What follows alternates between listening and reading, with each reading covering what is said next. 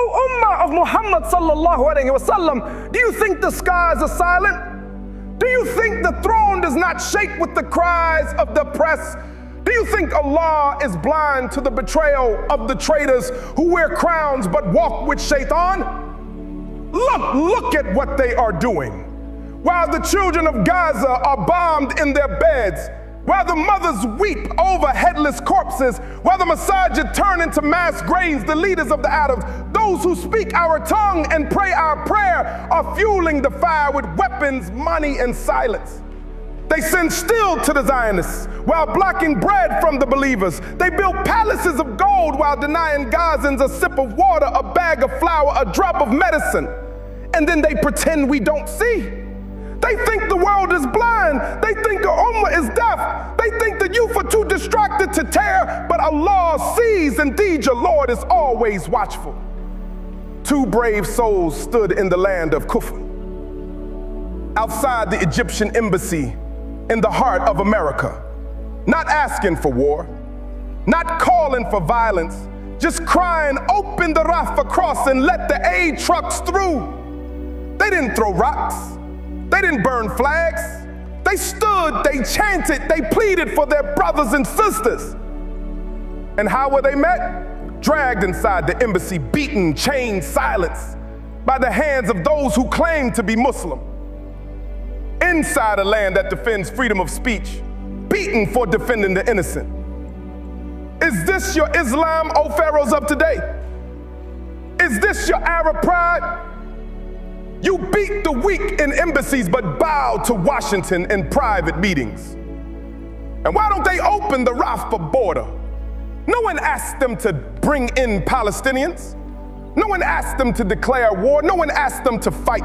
Just open the gate. Just let the trucks through. Just allow the orphans to receive water before they die.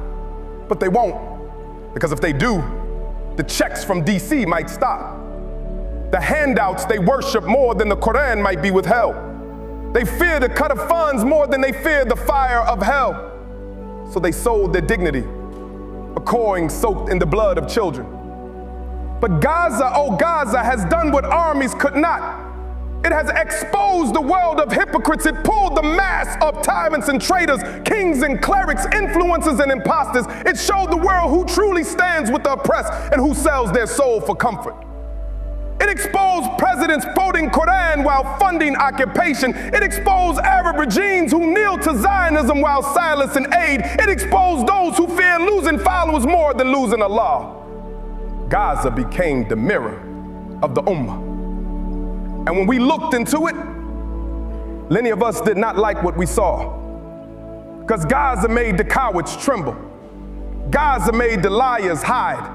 Gaza made the hypocrites speak and betray themselves with their own tongues. Allah said, among the people are those who say, we believe in Allah and the last day, but they are not truly believers. Gaza was not just a place, it was a judgment, a filter, a furnace, separating gold from garbage, truth from treason. Do you think this betrayal will be forgotten? A day will come when the tyrants will stand before Allah, and the martyrs of Gaza will testify, and the blood of children will speak, and the angels will say, this is the one who closed the door when the hungry cried. Your embassies will be tombstones. Your silence will be your noose. Your betrayal will echo in Jahannam. Oh Muslims, this is not the time for fear. This is the time for fire, the fire of dua, the fire of boycott, the fire of truth, the fire of resistance. Expose the traitors, reject the collaborators, support the oppressed, and never stop shouting the truth, even if your voice shakes. Because even if the embassies beat you, even if the tyrants silence you, even if the world abandons you, you have Allah. And the victory of Allah is near. اللهم خذل الخائنين واكشف المنافقين وثبت أهل غزة وانصر عبادك المجاهدين الصادقين.